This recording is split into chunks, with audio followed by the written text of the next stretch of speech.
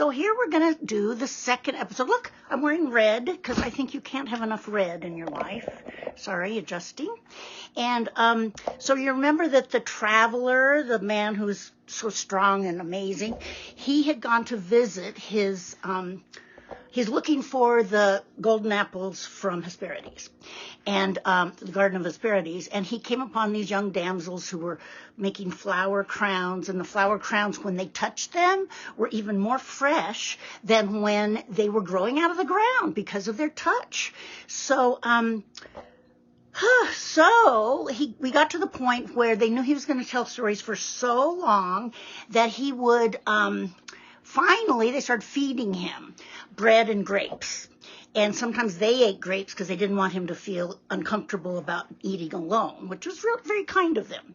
So now we get started to, right after they're eating to make him feel better, and he's still telling stories, and could probably tell them till the end of time, but they are listening, and he continues his story. And in this case, they're calling him the Traveler. The traveler proceeded to tell how he had chased a very swift stag for a 12-month together without ever stopping to take a breath, and had at last caught it by the antlers and carried it home alive. And he had fought with a very odd race of people, half horses, half men, and had put them all to death from a sense of duty in order that their ugly figures might never be seen anymore. Besides all this, he took to himself great credit for having cleaned out a stable. "Do you call that a wonderful exploit?" asked one of the young maidens with a smile. "Any clown in the country has done as much." "Had it been an ordinary stable," replied the stranger, "I should not have mentioned it. But this was so gigantic a task that it would have taken me all my life to perform it if I had not, luckily, thought of turning the channel of a river through the stable door. A river through the stable door.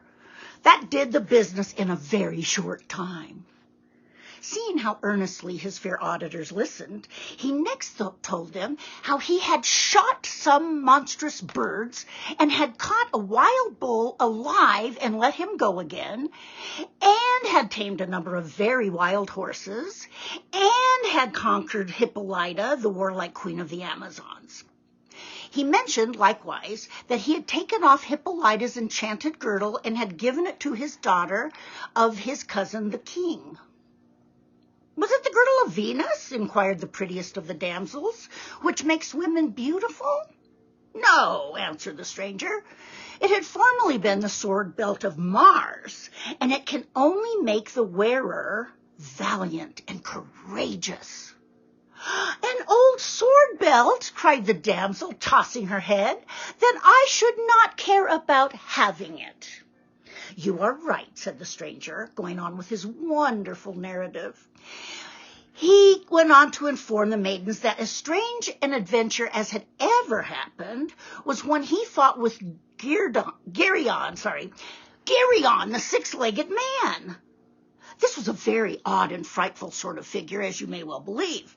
Any person looking at his tracks in the sand or snow would suppose that 3 sociable companions had been walking along together. On hearing his footsteps at a little distance, it was no more reasonable to judge that several people must be coming. But it was only the strange man Geryon, clattering onward with his 6 legs.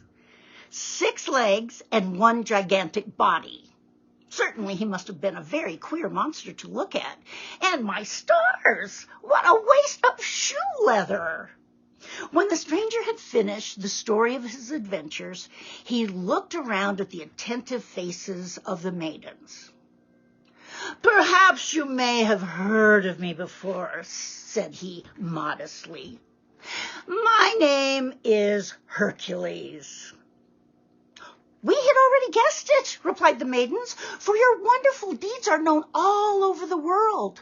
We do not think it strange any longer that you should set out in the quest of the golden apples of the Hesperides. Come, sisters, let us crown the hero with flowers. Then they flung beautiful wreaths over his stately head and mighty shoulders, so that the lion's skin was almost completely covered with roses. They took possession of his ponderous club and so entwined it about with the brightest, softest, and most fragrant blossoms that not a finger's breadth of its oaken substance could be seen. It looked all like a huge bunch of flowers. Lastly, they joined hands and danced around him, chanting words which became poetry of their own accord and grew into a choral song in honor of the illustrious Hercules. And Hercules was rejoiced, as any other hero would have been, to know that these fair young girls had heard of the valiant deeds which it had cost him so much toil and danger to achieve. But still he was not satisfied. He could not think what he had already done was so worthy of so much honor, while there remained any difficult, bold, or future adventure to be undertaken. Dear maiden, said he, when they paused to take breath, now that you know my name, will you now not tell me how I am to reach the garden of the Hesperides? Oh, must you go so soon, they exclaimed, you that have performed so many wonders and spent such a toilsome life. Cannot you content yourself to repose a little while on the margin of this peaceful river? Hercules shook his head. I must depart now, said he. We will then give you the best directions we can, replied the damsels in the same way that he had spoken. You must go to the seashore and find out the Old One and compel him to inform you where the golden apples are to be found. The Old One, repeated Hercules, laughing at this odd name. And pray, who may the Old One be? Why, the Old Man of the Sea, to be sure, answered one of the damsels. He has 50 daughters, whom some people call very beautiful, but we do not think it proper to be acquainted with them because they have sea green hair and taper away like fishes. You must talk with this Old Man of the Sea. He is a seafaring person and knows all about the Garden of the Hesperides, for it is situated in an island which he is often in the habit of visiting. Hercules then asked the whereabouts of the Old One and where he would most likely be met him with. When the damsels had informed him, he thanked them for all their kindness, for the bread and the grapes which they had fed him, the lovely flowers which they had crowned him, and the songs and dances wherewith they had done him honor. And he thanked them most of all for telling him the right way and immediately set forth upon his journey. But before he was out of hearing, one of the maidens called after him. Keep fast hold of the Old One when you catch him, cried she, smiling, and lifting her finger to make sure the caution was more impressive. Do not be astonished at anything that may happen. Only hold him fast, and he will tell you what you wish to know. Hercules again thanked her and pursued his way while the maidens resumed their pleasant labor of making flower wreaths. They talked about the hero long after he was gone. We will crown him with the loveliest of our garlands when he returns hither with the 3 golden apples after slaying the dragon with 100 heads. Meanwhile, Hercules traveled constantly onward, over hill and dale and through the solitary woods. Sometimes he swung his club aloft and splintered a mighty oak with a downright blow.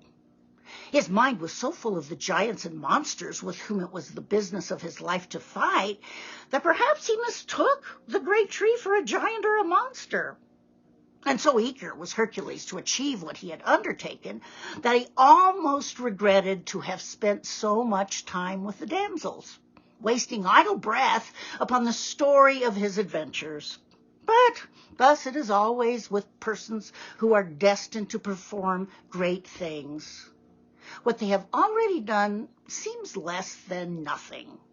What they have taken in hand to do seems worth toil, danger, and life itself. Persons who happen to be passing through the forest must have been affrighted to see him smite the trees with his great club, but with a single blow the trunk was riven as if by the stroke of lightning, and the broad boughs came rustling and crashing down. Hastening forward, without ever pausing or even looking behind, he by and by heard the sea roaring at a distance. At this sound, he increased his speed and soon came to a beach where the great surf wave tumbled themselves upon the hard sand in a long line of snowy foam. At one end of the beach, however, there was a pleasant spot where some green shrubbery clambered up a cliff, making its rocky face look soft and beautiful. A carpet of verdant grass, largely intermixed with sweet-smelling clover, covered the narrow space between the bottom of the cliff and the sea. And what should Hercules espy there but an old man fast asleep?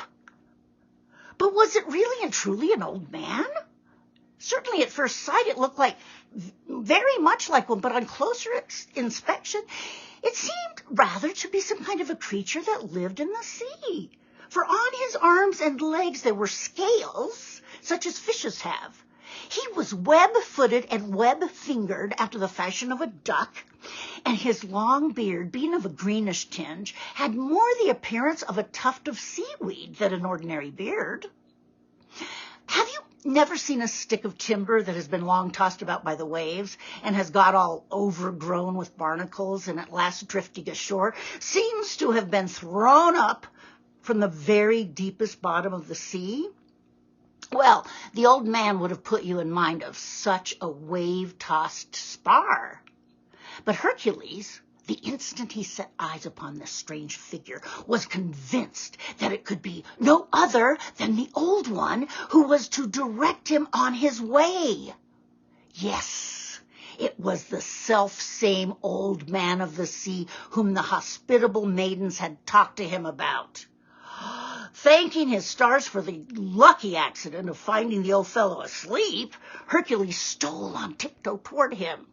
And then, well, check in with me for episode 3 and find out what happens. Oh my gosh, I love this story so much. Thank you for being here with me. I will see you in the next episode. Myths, the golden apples, you, me. Rawr. Thank you for being here. And